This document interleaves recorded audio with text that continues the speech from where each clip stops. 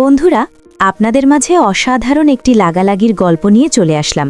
গল্পটি না টেনে শেষ পর্যন্ত দেখুন, তাহলে আপনি অনেক মজা পাবেন। আমাদের নতুন নতুন ভিডিও পেতে আমাদের চ্যানেলটিকে সাবস্ক্রাইব করুন এবং কমেন্ট করে জানিয়ে দিন কোন ধরনের গল্প আপনি পছন্দ করেন। চলুন বন্ধুরা, গল্পটি শুরু করি। গাঢ় নীলবর্ণ সন্ধ্যায় সেদিন আকাশে খুব কালো মেঘ ছিল।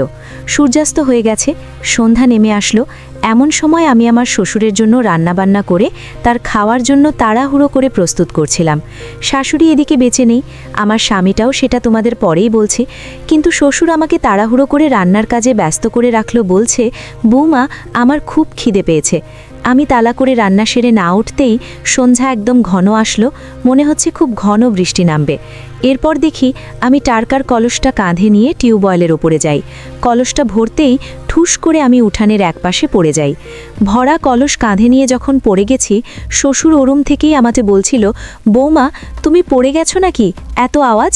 আমি ওই সময় বলছিলাম, হ্যাঁ বাবা, বড্ড ব্যথা পেয়েছে, কোমরে বড় চোট লেগেছে। বড় কলস কাঁধে নিয়ে টিউবওয়েলের ওপর থেকে ঘরে ফিরতেই পা পিছলে পড়ে গেছি। তাছাড়া বাবা, আমি খুব তাড়াহুড়ো করছিলাম। আকাশে কালো মেঘ, ঘন বৃষ্টি নামবে, খুব ঝড় হবার সম্ভাবনা। এদিকে তাড়া করে রান্নাটা সেরে উঠতে পারলেই আমি মনে হয় একটু বেঁচে যাই। শ্বশুর বলল, তার কি দরকার, দেখি দেখি কোথায় লেগেছে তোমার? আমি তখন বললাম, আমার তো লেগেছে কোমরে, ভীষণ চোট পেয়েছি বাবা, কি যে করি, আমি একটু উঠতে পারছি না। দাঁড়িয়ে আছেন কেন ওভাবে? একটু ধরুন না হাতটা আগে দিয়ে, আমি একটু উঠি। শ্বশুর তারপর করে আমার কাছে এগিয়ে আসলো, বলল, বৌমা, তুমি আমাকে ধরে আস্তে আস্তে দাঁড়াও হওয়ার চেষ্টা করো, ঠিক হয়ে যাবে। তখন আমি শ্বশুরের হাতটা ধরে আস্তে আস্তে করে ওঠার চেষ্টা করলাম। কোনো রকম হামাগুড়ি দিয়ে উঠে উঠোনের জায়গায় এক পা দু পা করে হাঁটাহাঁটির চেষ্টা করলাম। দেখি কোমরটা সোজা হচ্ছিল না, ভীষণ যন্ত্রণা হচ্ছিল। শ্বশুরকে বললাম, বাবা, আপনি এক কাজ করুন, কলসটা পড়ে গেছে তাতে কি হয়েছে, আপনি আমাকে ধরে অন্যরকম করে ঘরের বিছানা অবধি পৌঁছে দিন, আমি যেন পা ফেলে উঠতে পারবো না। শ্বশুর বলল, আচ্ছা বৌমা, তুমি আসো, আমার হাত ধরে চলো, তোমাকে আমি ঘরে রেখে আসি। তারপরে শ্বশুর আমাকে ঘরে নিয়ে এসে বিছানাতে বিশ্রামের জন্য শুইয়ে দিল আর বলল, বৌমা, তুমি এখানে একটু আরাম করো, আমি কলসটা কোনো রকম আন্দাজ করে ভরে নিয়ে আসবো, খাওয়া দাওয়া পরে হবে। আমি কি তোমার জন্য ডাক্তার ডাকতে যাব? আমি বললাম, না বাবা, এখন এই জন্য ডাক্তার ডাকতে হবে না, তার চেয়ে বরং দেখুন ওইখানে মালিশ আছে, ওই মালিশটা নিয়ে এসে আপনি যদি আমার এই জায়গাটা একটু কোনো রকম করে দেন না বাবা, একটু মালিশ করে ব্যথাটা তাহলে কমে যাবে। শ্বশুর যেন খুব খুশি হলো এ কথা বলতেই। শ্বশুর ওখান থেকে মালিশের কৌটাটা নিয়ে এসে আমার ক্ষতস্থানে, ব্যথাস্থানে সুন্দর করে আলতোভাবে একটু মালিশ করে দিল। ভীষণ আরাম পাচ্ছিলাম আর বললাম, বাবা, আপনার হাতটা যদি একটু গরম শেক দিয়ে এখানে মালিশ করতেন তাহলে ব্যথাটা দ্রুতই সেরে যেত, তা না হলে যে আমি আপনার সেবা যত্ন করতে পারবো না। তো বন্ধুরা, আমি গল্পের কোনো রকম একটু সারাংশ তোমাদের বলছি। তো তোমাদের কাছে গল্প বলার আগে একটাই রিকোয়েস্ট, এই নতুন চ্যানেলটিকে এক্ষুনি সাবস্ক্রাইব করে দাও, ভিডিওতে একটা লাইক দাও আর শেয়ার করে এই ভিডিওটা দেখার অন্যকে সুযোগ করে দাও। যে চলো দেরি না করে, মানে শ্বশুরের সাথে পরবর্তীতে কি ঘটেছিল এবং আমার স্বামী মারা যাওয়ার পরে শ্বশুর আমার বাবার বাড়ি থেকে তার নিজের বাড়িতে নিয়ে আসলো, এদিকে আমার শাশুড়িও বেঁচে ছিল না, সব মিলে কি হয়েছিল আজকে এটাই তোমাদের জন্য আমি নিয়ে আসছি বিনোদন দেওয়ার জন্য। তো তোমরা গল্পটা সম্পূর্ণভাবে শুনবে, তাহলে খুবই বিনোদন পাবে। তো চলো দেরি না করে শুরু করা যাক। তারপরে শ্বশুর আমাকে সেই জায়গায় সুন্দর করে গরম হাতে মালিশ করতে করতে এক পর্যায়ে বলছে, বৌমা, কতদিন কাউকে সেবা যত্ন করিনি, তোমাকে সেবা যত্ন করতে আমার ভীষণ ভালো লাগে, তুমি একটু মেয়ের মতোই। আমি বললাম, হ্যাঁ তা তো বটেই, কিন্তু আমার একটা কোলের সন্তানও নেই, তাকে বলবো? আমার বাবাটা গরিব বলে আপনার ছেলে মারা যাওয়ার পরেও বরবাড়িতে গিয়ে ঠিকঠাক থাকতে পারলাম না, বাবা আমাকে কোথায় বিয়ে দেবে? আপনি আমার পুরো জীবনের দায়িত্বটা নিয়ে আবারও নিয়ে আসলেন। শাশুড়িও বেঁচে নেই, দুটো ননদ ছিল, তাদেরও বিয়ে দিয়ে দিয়েছেন। আপনার আরেকটা ছেলে নেই যে তার সাথে ধরে হয়তো জীবনটা পার করে দেব? কিভাবে আমি জীবনটা পার করব বলুন তো বাবা? তখন শ্বশুর বলল, বৌমা, আমি যেহেতু তোমাকে কথা দিয়েছি সারাটা জীবন আমি যে কটা দিন বেঁচে থাকি তোমার হেলে হয়ে থাকব, তবে যে 2 দিন বেঁচে আছি খুব খেয়াল রাখবো তোমার, আর বাকি জীবনটা আমার যে অর্থ সম্পদ আছে আমি সব কিছু তোমার নামে একদম লিখে যাব, তুমি পুরো জীবনটা এটার উপরে চলতে পারবে, না হলে তোমার জন্য একটা ব্যবস্থা করে যাব আমি, তুমি চিন্তা করো না। কিন্তু দেখো, তুমি যে তোমার বাবার বাড়িতে চলে গেছিলে, তোমার বাবা দিন আনে তো দিন খায়, নুন আনতে পান্তা ফোড়ায়, তোমার বাবা তোমার মতো এরকম যুবতী সুন্দরী মেয়েকে আবার কোথায় গুছিয়ে দেবে? বড্ড মায়া হলো। আজ এতটা বছর তুমি আমাদের সংসারে আসছো, তোমার ঘরে একটা সন্তানও হলো না। ভাগ্যের কি নির্মম পরিহাস। আমার একটা মাত্র ছেলে, সেও মারা গেল। তোমার মায়া ছাড়তে পারিনি। তোমার শাশুড়িও বেঁচে নেই। একটাবার কি ভেবে দেখে যাব মা, তুমি যদি তোমার বাবার বাড়িতে থেকে যেতে, যদি না আসতে, তাহলে এই সংসারে আমাকে কে দেখতো? আমার কি এখন বিবাহ করার সময়? এখন তো সে সময় নেই। তাহলে আমার কি হতো? আমার এই অর্থ সম্পদ কে খাবে? তখন আমি বললাম, বাবা, আসলে আমারও তো দুর্ভাগ্যের কপাল। আমিও গরিব ঘরে জন্মেছিলাম। আমার বাবা গরিব বলে আসলে আমার ঠিকঠাক মতো ছোটবেলা থেকে ভরণ পোষণ বা সব কিছু পূরণ করে আসতে পারিনি। শুধু চেহারা সুরতি সুন্দর বলে আপনার বাড়িতে হয়তো পুত্রবধূ হয়ে আসার সুযোগ হয়েছিল, কিন্তু এখন চিন্তা করছি আপনারও বয়সকাল, তাছাড়া আমারও যৌবন বয়স, যুবতী কাল মাত্র। আমার জীবনটা শুরুতেই যেন আমার জীবনে কালো মেঘ নেমে আসলো। আপনার ছেলেটা আমারে ছেড়ে চলে গেল। ভাবছি আমি আমার নিয়ে, আবার আপনাকে নিয়েও ভাবছি। বলুন তো কি করে যে? তখন শ্বশুরমশাই বলল, অত শত বুঝি না, তুমি কি আমার রক্ত সম্পর্কের কেউ? আমি বললাম, না বাবা, একদম না। আপনার ছেলের স্ত্রী ছিলাম, আপনি আমার শ্বশুর। আর আপনার ছেলে তো মারা গেছে, আমি চলে গেলেই আপনার কাছ থেকে কালকে পর হয়ে যাব। তখন শ্বশুর বলল, হ্যাঁ, তুমি ঠিক বলেছ বৌমা, তুমি আমার রক্তের কেউ না। আর এদিকে আমার ছেলে তো বেঁচে নেই, ছেলে মারা গেছে। তাহলে আর কিসের শ্বশুর, কিসের পুত্রবধূ? চাইলে কিন্তু, যেহেতু জীবনটা সামনে তোমার পড়ে রয়েছে, তোমার জীবনের সুবিধা অসুবিধার জন্যই বলছি কথাটা, কিছু মনে করো না। যদি তুমি চাও, তাহলে তুমি আমার হেফাজতে নিযুক্ত হতে পারো। যতদিন আমি বেঁচে থাকি, তুমি আমার দায়িত্ব নিয়ে নাও। কথাটা কি তোমাকে বোঝাতে পারছি? আমি শ্বশুরের কথায় মৃদু হেসে বুঝতে পারলাম ব্যাটা কি বলতে চাইছে। মুখ নাড়িয়ে বললাম, হ্যাঁ, আমি বুঝতে পারছি, কিন্তু কি করব বাবা বলুন তো? তখন শ্বশুর বলল, কি করবা মানে? তুমি দেখো, চিন্তা করে কি করবা। এমন তো না যে আমার ছেলের ঘরে সন্তানাদি হয়েছিল, তাও তো না। জাস্ট তুমি একা। তুমি আমার বাড়ি থেকে যদি তোমার বাবার বাড়িতে চলে যাও, তাহলে তুমি এই মুহূর্তে থেকেই আমার কাছে একদম পর। আর এখানে যদি থাকতেই চাও, নতুন করে সম্পর্ক তৈরি করে নাও। আমার সেবা যত্ন কোনো সম্পর্কে করলে তোমারও ভালো হবে। তাছাড়া আমি এখনও যতটুকু আছি, মোটামুটি বেশ চলতে পারি, নিজের পায়ে দাঁড়িয়ে, বা তোমাকে কিছুটা দিন সামলিয়ে নিতে পারবো। এতটুকু আত্মবিশ্বাস আমার মধ্যে আছে। তখন আমি হেসে দিয়ে বললাম, তাই নাকি? তাহলে তো চিন্তাই নেই। এত চিন্তা করেছে কিসের? তো বলুন তো কি করা যায়?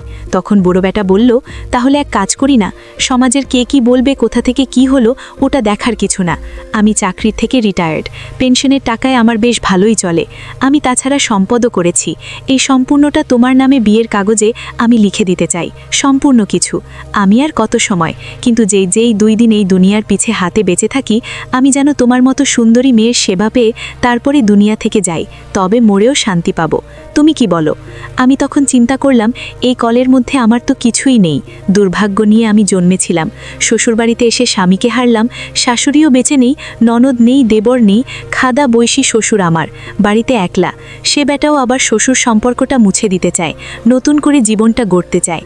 আমার উপরে ছেড়ে দিল। আমি কি করব? বড় চিন্তার বিষয়। তার কাছ থেকে তবু 2টা দিন আমি সময় চেয়ে নিলাম, একটু ভাবনার জন্য। বুড়ো বেটা বলল, আচ্ছা, একটু সময় সুযোগ নিয়ে একটা ডিসিশন নাও, দেখবে ভবিষ্যৎটা তোমারও উজ্জ্বল হবে, আর আমিও একটু শান্তিতে দুনিয়া থেকে যেতে পারবো। সবাই তো চলেই গেল। তখন আমি আসলে তার মায়ায় পড়ে গেলাম, তার এই আবেগপূর্ণ কথা আর এত কিছু। তাছাড়া আমি একটা গরিব মেয়ে, আমার বাবার ঘরে আমার খুব উন্নত জায়গা নেই, সেও আমার কষ্ট সংবাদ। সব মিলিয়ে চিন্তাভাবনা করে 2 দিন পরে তাকে আমি আমার ডিসিশনটা জানিয়ে দিলাম। বললাম, বাবা, আজকের থেকে আর নয়, আজকের থেকে এই সম্পর্কটা আপনি যেদিকে নেবেন, আমি সেদিকেই যাব। বাস্তব বড় কঠিন, তাই বাস্তবটাকে মোকাবেলা করে আপনাকে আর আমাকে চলতে হবে। আসলে শুধু কি তাই, পেটে ভাতে তো আর জীবন চলে না। আমি একটা যুবতী মেয়ে, নতুন বউ, এই বাড়ির হয়ে আসছিলাম, সব তো ধুয়ে মুছে গেল। আপনি তো আর আমার আপন কেউ নন। সম্পর্কের বাঁধন ধরতে গেলে আপনি আমার পর, কেউ তো আমার স্বামী চলে গেছে। তাই আপনি যেহেতু আমাকে নতুন জীবন দান করতে চাচ্ছেন, আপনি যা ইচ্ছা তা করুন, আমি রাজি আছি। তখন বড় বেটা বলল, তাই নাকি? তাহলে আর দেরি কেন, এদিকে আসো, আজকে আমি তোমার জন্য কিছু কেনাকাটা করে নিয়ে আসি। তুমি একটু সাজগোজ করো তো, দেখি তোমাকে কেমন লাগে। সে আমার মনে পড়ে না কবে, সেই শৈশবের কথা একটু মনে পড়ে গেল। তোমার শাশুড়িকে মানে এই যুবতী বয়সে এক তো রূপসী দেখেছিলাম, তারপরে এই মনের যেন একদম মজা ধরে গেছে, আর এরকম ইচ্ছে জাগে না। আজকে তোমার কথায় তোমার এই সুন্দরী চেহারা আর সব মিলিয়ে তোমাকে নতুন করে আমাকে নতুন চোখে দেখতে ইচ্ছে করছে। আমি তখন বললাম, ঠিক আছে, কিনে নিয়ে আসবেন, নিয়ে আসুন বাবা। সেই বলে কথা বলতেই শহরে গিয়ে আমার জন্য কি দামি শাড়ি, ব্লাউজ, সালোয়ার কামিজ আর কত হরেক রকমের সাজসজ্জার জন্য নামি দামি কসমেটিক্স, যেটা আজকাল নতুন বউরা ব্যবহার করে, উনি এইভাবে হাত ধরে কিনে নিয়ে আমার হাতে দিয়ে বলল, তুমি আজকে মনের মতো করে রূপসজ্জা করবে, সাজগোজ করবে, আমাকে একটু দেখাবে। আমি ঠিক তাই করলাম। তখন প্রায় রাত 11টা বেজে গেছিল। তার সাথে কথা বলতে বলতে সে যে গুজে তার সামনে এসে যখন আমি দাঁড়ালাম, সে আমাকে দেখে এক দৃষ্টিতে চেয়ে থাকলো আমার মুখের দিকে পুরো 10 মিনিট, আর বলছিল আমি যেন এক রাজকন্যার দিকে চেয়ে আছি, যেন আকাশ থেকে পড়ে নেমে এসেছে। এত সুন্দর তোমার চেহারা, স্রোত কি, মাথায় লম্বা কেশ, কত সুন্দর মসৃণ তোমার মুখখানা, লাবণ্য মায়া ভরা। তোমার মুখের মধ্যে কত সুন্দর না, তুমি সৃষ্টিকর্তা তোমাকে কত সুন্দর করে বানিয়েছে। তোমার রূপের তারিফ করতে হয়। শোনো, আর দেরি নয়, তাহলে তোমার আর আমার কথায় একমত তো? আমি বললাম, হ্যাঁ, অবশ্যই একমত। তবে আজকের থেকে তুমিও আমাকে নাম ধরে ডাকবে, আর বৌমা নয়, যেহেতু আমরা সম্পর্কটা একটু ঘুরিয়ে ফিরিয়ে নতুন করে বাঁচতে যাচ্ছি। তখন উনি বলল, ঠিক আছে, তুমিও আর আমাকে আগের সম্পর্কে ডেকো না, এখন থেকে তুমি আমাকে যে সম্পর্কটা আমরা আসলে যেতে যাচ্ছি সেভাবেই ডাক দেবে। এরপরে মানে খুব ঘরোয়া পরিবেশে কোনো কাজেই ডেকে বিয়ে শাদী করে ফেললাম। আসলে জীবনের সাথে এটাকে মেনে নিলাম। বয়স হয়েছে, বিধাতার ইচ্ছায় কি হয়েছে তাতে কি, তবুও তো সেবা যত্নের প্রয়োজন, যাতে আমি স্বাধীনভাবে তার যেমন খুশি সেভাবে যেন আমি আপ্যায়ন করতে পারি, সেও যাতে আমার কাছে মুখ গোমরা করে না থাকে, তার সব কথা খুলে বলতে পারে, মনের কাছে যেন সে তৃপ্তি পায় বা ভালো লাগে। স্বাধীনভাবে সংসার করতে লাগলাম। দেখি সে আমার সাথে এইভাবে এই বয়সে যেভাবে চলে, আমি যেন একটা যুবক ছেলের কাছ থেকে এইভাবে দিনগুলো আশা করছিলাম না। তার মনের মধ্যে যে রোম্যান্টিকতা আর যতগুলো শখ, তার যে ইচ্ছে, আমি সব পূরণ করতাম। সে আমাকে যথেষ্ট কেয়ার করত, খুব ভালোবাসত। এই বয়সে বিয়ের 5টা বছর আমার পার হয়ে গেছিল আগের জীবনে, কিন্তু সন্তানাদি হয়েছিল না, কে জানি কেন। কিন্তু এখানে সংসার করতে গিয়ে এর সাথে আমার মানে 1টা বছর না যেতেই আমার গর্ভে সন্তান আসলো। আমি মা হলাম। হালাল স্বামীর ঘরে আমি একজন হালাল স্ত্রী, আমি এক সন্তানের মা হলাম। বড্ড আনন্দ হলো, যেন নতুন করে আমি দিন সময় পার করছি। জীবনটা কেমন উলটপালট হয়ে গেল, ভাগ্যের কি নির্মম পরিহাস। আসলাম কি নিয়ে, কি আশা করছিলাম, আর কিভাবে আমার জীবনটা উল্টে গিয়ে নতুন করে কিভাবে আবার বাঁচতে লাগলাম। তারপরে হঠাৎ করে আমাকে বলল, শোনো বউ, এখন আর এখানে থাকবে না, চলো শহরে, আমরা ওই আমাদের একটা পুরনো বাড়ি আছে, ওখানে ভাড়াটিয়ে বাড়ি ছেড়ে দিচ্ছে, ওই বাড়িতে গিয়ে উঠি, কারণ এটা গ্রাম বাড়ি। এখানে তোমার আর আমার এই যাবজ্জীবন সংসার করা আর মানুষের দুটো কথার সম্মুখে না হওয়ার চেয়ে মনে হয় পুরনো বাড়িতে যেয়ে বাস করাটাই ভালো। আমি বললাম, তাহলে তুমি তাই করো, তোমার যেহেতু আছে, তুমি কেন গ্রাম বাড়িতে পড়ে আছো? তখন আমার হাজবেন্ড বলল, দেখো বউ, আসলে এই গ্রামবাড়ির এই ন্যাচারাল পরিবেশ, তাছাড়া এটা আমার বাবার ভিটা, এই ভিটার একটা মায়ায় আমি আটকে পড়ছি।